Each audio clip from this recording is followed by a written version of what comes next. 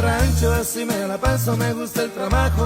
Si doy mi palabra, tengan por seguro que es como un contrato. Yo, what's up, YouTube? So right now it's like a tornado warning. So yeah, so let's see how it goes. It's like a lot of rain. So sometimes it's sunny, and then all of a sudden you get like tornado warnings. Like that's how Texas is. So if you planning on moving here, so yeah, watch out for the tornadoes. And yeah, let's see how it goes. And there's a lot of rain, so get used to driving in a lot of rain.